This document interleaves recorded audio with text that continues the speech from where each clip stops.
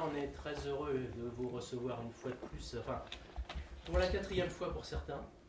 Mais ce qui nous fait plaisir, c'est que pour beaucoup, c'est la première fois, et ça veut dire que c'est très agréable pour nous de recevoir des gens pour ce théâtre à domicile.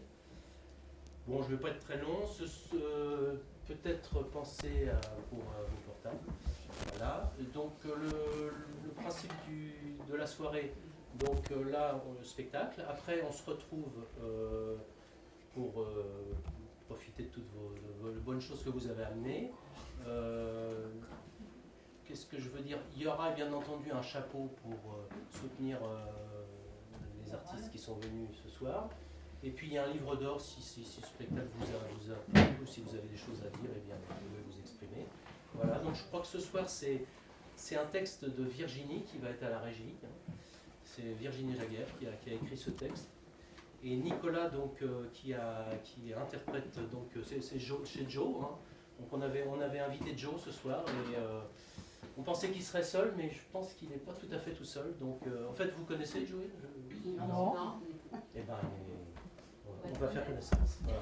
Bon spectacle, pensez à vos portables et puis à tout à l'heure.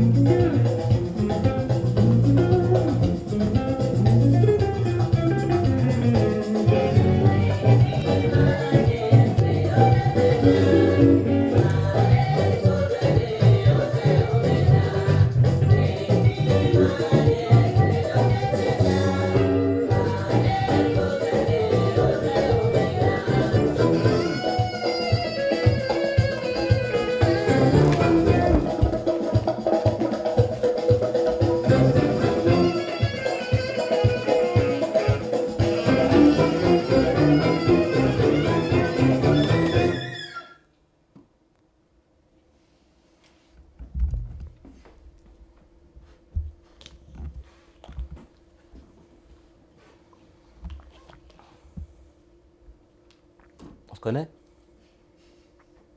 Non, parce que tu me regardes depuis tout à l'heure. Quoi? On s'est déjà vu quelque part?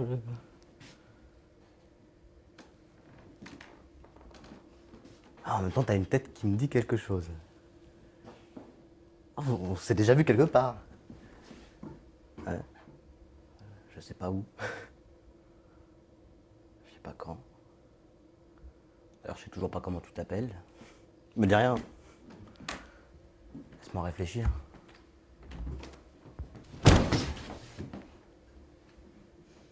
C'était en Bretagne. Un été. Je me promenais, tout nu, sur la plage. J'ai vu un attroupement. Alors bon, je me suis approché. Et là, il y avait un type avec une otarie. Il lui mettait un ballon sur le nez et elle le faisait tourner. C'était pas toi le type? Non? J'aurais pourtant juré que t'étais dompteur. T'es pas dompteur. Pas ça. Il y a pourtant quelque chose chez toi, hein, d'animal, de sauvage. Une façon de rugir quand t'es furieux qui me faisait penser Mais non. Alors si c'est pas ça, c'est autre chose. T'inquiète pas, je vais trouver. T'es pas dompteur. Je sais pourquoi j'ai pensé au type de l'Otari. Tu te rappelles? C'était au jardin des Tuileries. J'étais assis là, tout nu, et j'observais les canards. Il y avait aussi des pigeons. Les canards voletaient. Et il y avait aussi des petits canards d'eau. Poussins d'eau. Enfin bref, non, je me rappelle plus comment on appelle les bébés canards, mais bon. Tout ce petit monde nageait quand il voulait nager, marchait quand il voulait marcher, et volait quand il voulait voler. C'était magnifique. Et sur le bord du bassin, les pigeons observaient les canards.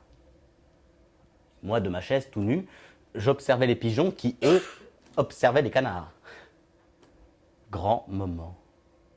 Parce que c'est là que j'ai eu une révélation. Les pigeons sont frustrés de ne pas savoir nager. Ils regardent les canards et les envient. Ils regardent leurs frères palmés, qui savent marcher comme eux, voler comme eux, mais surtout nager. Et à partir de ce jour-là, j'ai été certain d'un truc. C'est qu'un jour, il y aura un pigeon qui se jettera à l'eau. Ça sera le premier de toute l'histoire. Pour sûr, il se noiera, mais d'autres suivront, et génétiquement, leurs corps évolueront. Il y avait un type, ce jour-là, à qui j'ai confié l'exclusivité de ma révélation. Je lui ai dit, un jour, les pigeons auront les pattes palmées. C'était pas toi le type. Non? Alors, remarque, si c'était toi, t'aurais pas oublié. On a rarement l'occasion de parler de l'évolution des espèces avec un inconnu. C'était pas toi. Mais c'était aux Tuileries. Hein? Autour de ce fameux bassin. Tu te rappelles? Il y avait un couple d'Anglais en train de manger une glace. Et puis soudainement, la boule de glace de la fille est tombée dans le bassin. Et là, un truc extraordinaire s'est passé. Une énorme carpe a sauté et a englouti la glace. Et là, le type a fait « Oh my God !» C'était pas toi le type? Non? T'es pas anglais? On ne peut pas dire que tu mettes beaucoup de bonne volonté. Hein? C'est vrai. Moi, je cherche ce qui nous unit. Et toi, tu te contentes de dire non. Non. Non, c'était pas moi le type. C'est dingue quand même. En plus, ça risque de m'empêcher de dormir cette nuit. Je revois quelqu'un de cher, là, de manière, bon, inattendue. Et je ne sais plus du tout comment on s'est rencontrés, comment il s'appelle, quelle était la nature de nos liens. Était-ce dans un port, une gare, ou bien une pizzeria? C'est ça. C'est grâce à la pizzeria que j'ai trouvé. Non, c'était pas dans une pizzeria, mais c'est une histoire de spaghetti. Tu vois le rapport? C'est italien. Je ne sais pas si vous avez remarqué, mais quand on mange des spaghettis, après on a la peau autour de la bouche qui sent légèrement le vomi. Pas vous? C'est que vous vous êtes jamais senti la peau de la bouche après avoir mangé des spaghettis. C'est tout. Bon, remarquez, le geste n'est pas simple.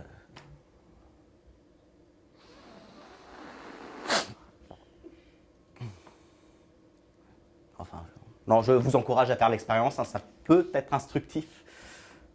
Mais surtout, vous évitez quelques déconvenus. Un jour, alors que je sortais avec une adorable jeune fille, j'ai mangé des spaghettis, et puis l'après-midi, on s'est embrassés. Et puis là, elle m'a demandé, très gentiment, « Nicolas, tu as vomi ?» Elle était mignonne. Hein? Non, parce qu'elle demandait ça juste pour être informée. Sans dégoût aucun. Avec douceur. L'amour.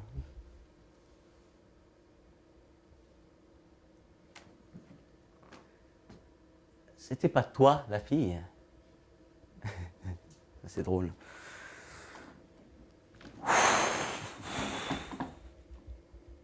C'est pas toi, la fille. Ah, je me fatigue.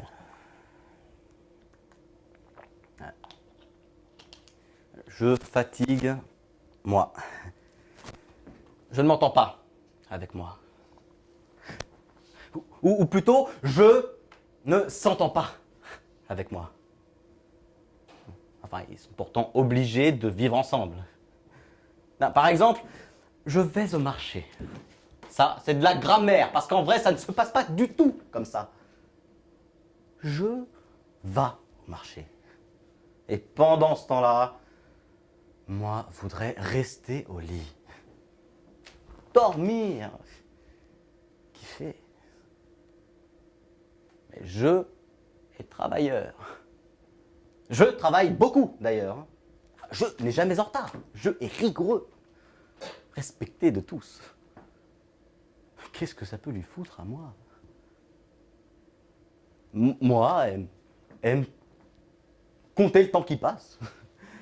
Bouffer des tartines d'espoir. Flâner. Et jouir. Alors bon, je s'inquiète. Moi, s'en fous. Je t'ignore. Moi, t'adore. Moi, t'adore. Matador! C'est celui qui va donner la mort. De matar, tu es en espagnol, tu comprends? Non, tu comprends pas. D'ailleurs, tu ne comprends jamais rien. Mais si tu ne comprends pas, peut-être que toi comprends. Et si ça se trouve, toi, aime-moi. Toi, aime-moi. Ah ouais? Non, c'est évident. Toi, aime-moi. Alors peut-être que toi et moi,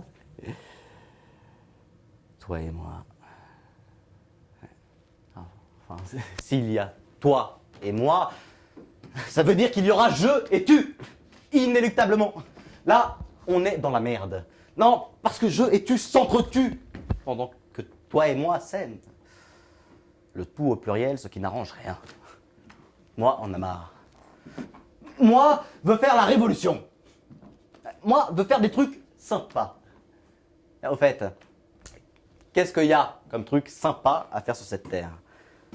Bah, sympa pour moi, hein, pas pour les autres, je m'en fous. En plus, sympa.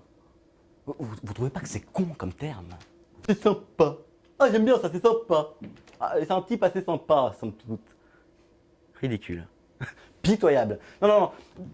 Des trucs jouissifs à faire sur cette terre. Et jouissif, c'est pas forcément sympa. Quand un type, à la laine, dirons-nous, douteuse, t'assène un discours insipide. Si t'es sympa, tu l'écoutes et tu fermes ta gueule. Mais ce qui serait bon, ce serait de lui dire de fermer sa gueule et lâche-moi, tu pues la mort! Ça, c'est jouissif! Mais c'est pas sympa! Moi, veux être méchant. Quand t'as faim, que t'es invité, que t'as attendu 1 heure entre 2 bretzels et 3 pauvres cacahuètes, t'as qu'une seule envie quand tu passes à table. C'est de te ruer sur le plat, de te goinfrer avec les doigts. C'est bon. Mais c'est pas sympa! Moi, veux être gourmand. Et quand tu kiffes quelqu'un, quand je dis tu kiffes, c'est... Tu kiffes. Ce serait tellement bon de pouvoir lui faire l'amour. Là. N'importe où. N'importe quand. Sympa, non? Moi et lubrique. En fait, si on veut résumer, moi est méchant, gourmand, lubrique, fainéant, et certainement menteur si on pousse la démonstration. Alors, si moi réfléchis, ce qui somme toute n'est pas dans sa nature primaire, mais bon, admettons, moi réfléchis. Alors moi comprends. Moi comprends pourquoi je l'enferme et le torture. Je est jaloux de moi parce que je rêverais d'être moi, mais que je ne pourra jamais être moi. Et vous? Il va bien? Moi, ça va. J'ai un petit peu faim d'un coup. Soif, faim. Je sais pas.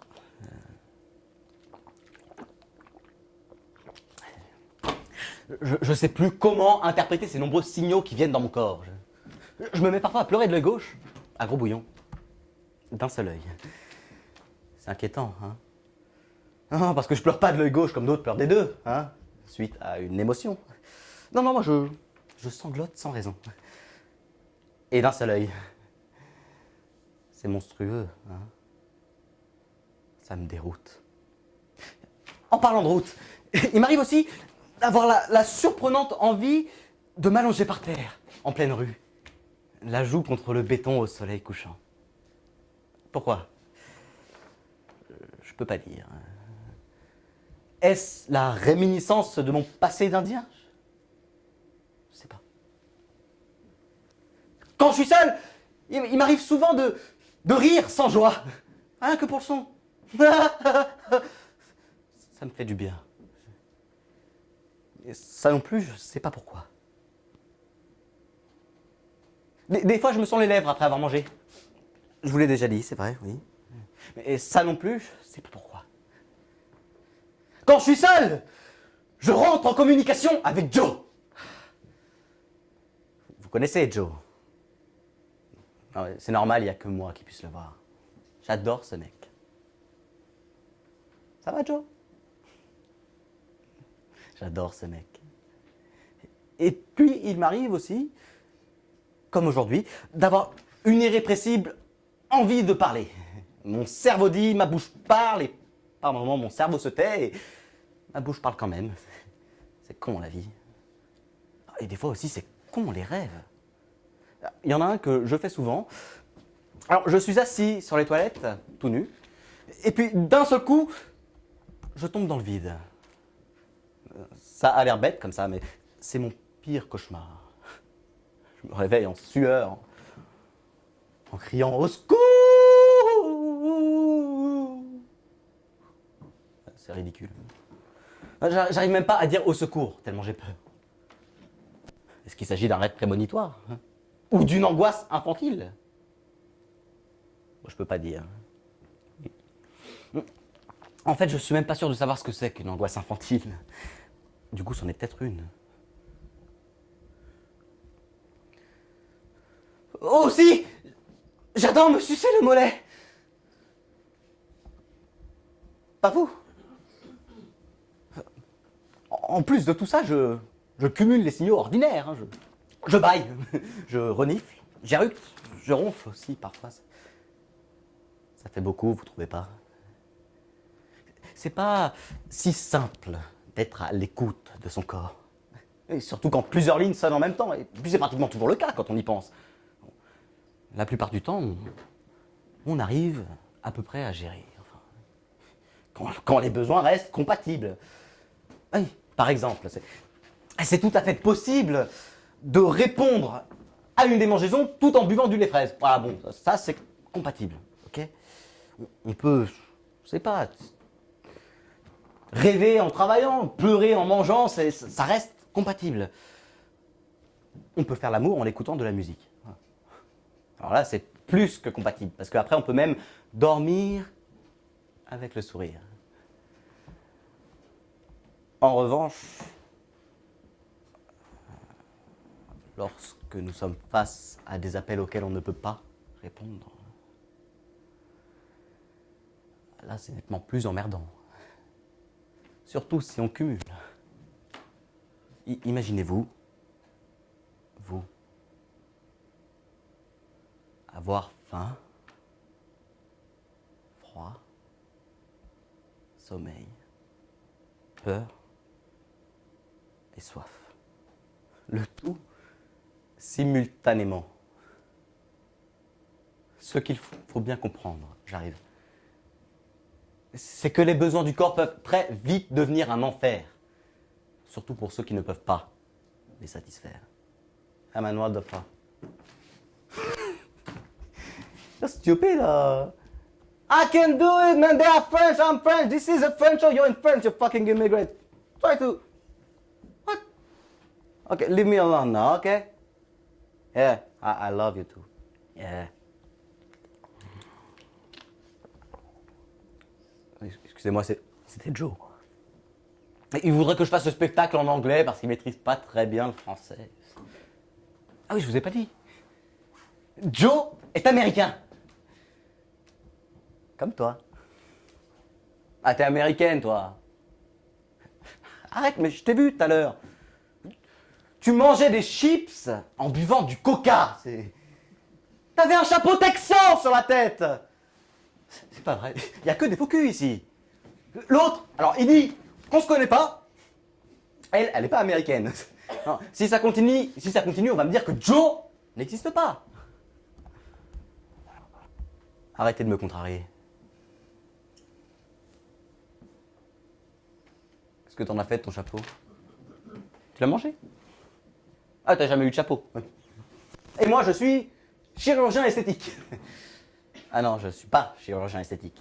Bon, il m'arrive de pratiquer une petite rhinoplastie de temps en temps, mais c'est juste pour rendre service. Hein. Ça fait pas de moi un chirurgien esthétique. Hein. Désolé de vous décevoir. Et puis de toute façon, là n'est pas le propos. Hein. Non, parce que le propos, voyez-vous, c'est Joe, moi, l'américaine et le dompteur. Bon, et puisque l'américaine est le dompteur, à moins qu'il s'agisse de mon ex-petite amie, hein, le sujet n'est pas tranché. Bon, en tout cas, puisqu'ils n'y mettent aucune bonne volonté, le propos, voyez-vous, ça sera Joe et moi, tout simplement. Joe and me, en américain. Alors, je vais vous faire la traduction simultanée. Hein, ça sera plus facile pour les anglophobes. Alors, je sais qu'ils sont nombreux dans la salle. C'est parti. I love potatoes, but I prefer marmalade on breakfast. Alors, j'aime les pommes de terre, mais au petit déjeuner, je préfère la marmelade. Un petit peu plus subtil maintenant. More than marmalade and potatoes, I really love rock and roll.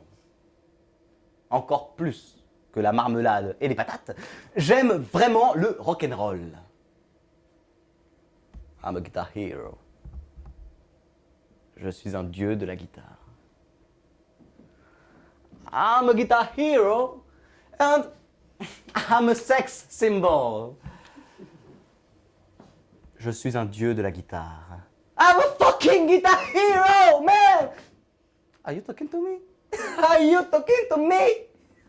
I'm a fucking guitar hero, man. I'm the best guitar hero you never heard in your fucking life, man. Hey, look at me. I'm great. I'm sexy. I'm fantastic. I'm caliente. Olé.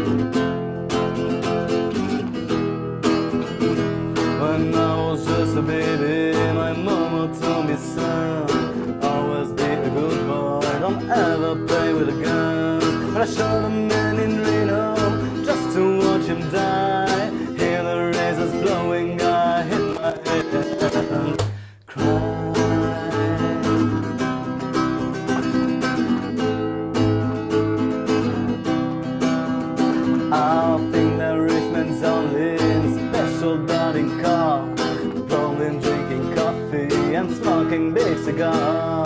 No, I have no common, I know I can't be free. Train keeps a rolling down the little city town.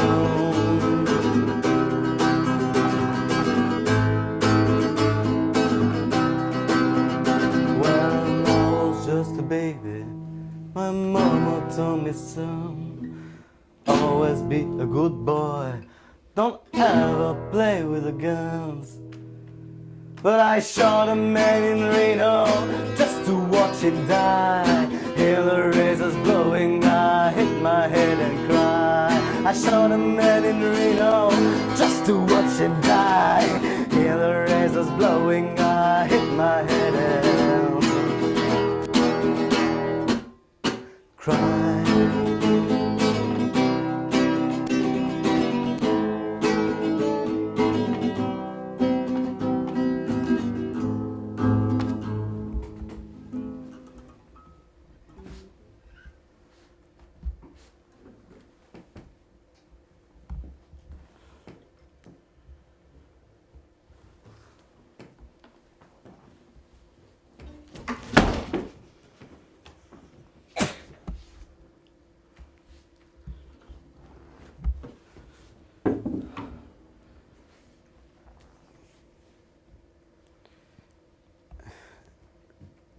Je suis un dieu de la guitare.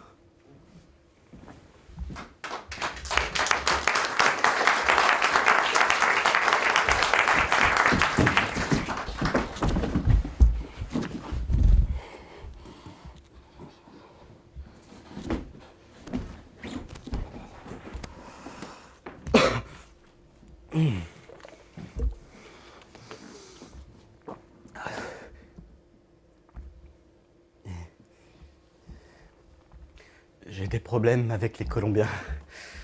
Mais dites surtout rien à mon père. Parce que... Bon, vous ne le savez pas encore. Mais je ne suis pas tout à fait français. Non, en fait, je suis un gitano mexicano. La sangre que corre dans mes veines, il est torrido, muy caliente. Un vampiro qui en boirait una sola goutte. Il aurait touché dans son ventre. Mais il n'est pas honte. Ah non, non, non, non, je suis même fier que nous, on a le sens de l'honneur. C'est lui qui nous insulte, on lui coupe la langue. On la met tout droit dans la marmite avec les hérissons et les couilles. Attention! Il est temps que vous sachiez à qui vous avez affaire. Yo soy un gitano mexicano! Et je ne suis pas un mélange de pépito, ay pépito, de Gypsy King. Non, non, non, non, non. Moi, c'est plutôt moitié snatch et l'autre moitié Don Diego de la Vega.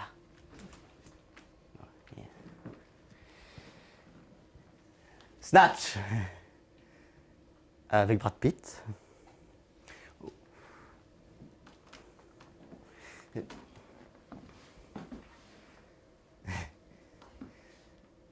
Vous trouvez pas que je ressemble à Brad Pitt? Ah bah, Brad Pitt dans Snatch. D'ailleurs, Joe m'appelle Brad. C'est cool. Hi Joe! Hi Brad! Ah bah, ça c'est la version américaine. Hein? Parce que dans ma langue d'origine, ça donne Hola Pepe! Hola Miguel! ¿Qué tal? Muy mal, Pepe. ¿Y cuál es el problema, Miguel? Tengo problemas con los colombianos, pero no diga nada a mi papa. Pepe. Ce fameux problème avec les colombianos. Bon, en fait, c'est pas si grave. Bon, se io sono istoriaco di un vecchio petit fic bon, très méchant, qui ne peut pas saquer les latinos. Ma è tipo un'istoria di cocaïna. Mais moi, je suis pour rien. La cocaïna, c'est pas notre business, oh. Bon. Avec un solo, les pauvres, ils vont pas très bien. Puis, de toute façon, pour lui, gitanos, mexicanos, brasilianos, colombianos, on est tous les mêmes. Alors bon, il lui a expliqué. Puis, il a fini par me le lâcher. Mais maintenant, il y a des problèmes avec les colombianos. Dites surtout rien à mon père. Il est vachement sévère, mon père. Non, il supporte déjà pas que je boive à la bouteille. Alors bon, s'il apprend que je suis mêlé à une histoire de cocaïne, de Colombiens et de vicieux petits flics borgnes. C'est avec ma cervelle qu'on fera Silicon Carné. D'ailleurs, il sait même pas que je suis ici ce soir. Ah non. Mon père pense que je suis les études de droit fiscal. Ah, t'es un comique, toi. Je suis ton père. Vachement drôle, Darmanin. Non, tu sais quoi, je te préférais en dompteur. Non, parce que tu sais, moi, l'humour comme ça, l'humour vaseux avec la famille, c'est du manque de respect. Et le manque de respect, c'est dans la marmite. Et d'abord, tu le ressembles même pas à mon père. Mon père, je le reconnaîtrais entre 1000. Si les 999 autres lui ressemblent pas trop. Et puis mon père, il n'est pas dompteur. Alors, ça, c'est de notoriété publique, il n'y a pas de dompteur dans ma famille. À part peut-être mon oncle, qui avait réussi à dresser une coccinelle, mais bon, ça compte très peu, une coccinelle. Une coccinelle. Faut être cinglé pour dresser une coccinelle. Ouais. Ah, je dis ça, mais ils sont tous cinglés dans ma famille. Ma mère parle aux arbres. Oh, ça c'est rien. Non, surtout, elle pense que les arbres lui répondent. J'ai un tonton Rital, intégriste. Alors, il est sicilien et persuadé d'être le seul descendant de Corleone. Mon grand-père était blanc, comme moi, mais persuadé d'être noir à l'intérieur. Et ma grand-mère se croit bretonne, alors que pas du tout. Hein. Enfin bon, si ça lui fait plaisir, hein, je peux comprendre qu'on veuille être breton. On devrait avoir le droit de choisir ses origines, dans le fond. C'est vrai, personnellement, quand j'entends Paco de Lucia, alors, je suis content d'être espagnol. Quand je lis un discours du Dalai Lama, et là je me souviens avec joie de mes origines tibétaines. J'adore l'art africain. Et je suis fier d'être noir. Oh, devant un bon couscous. Ah, je redeviens marocain.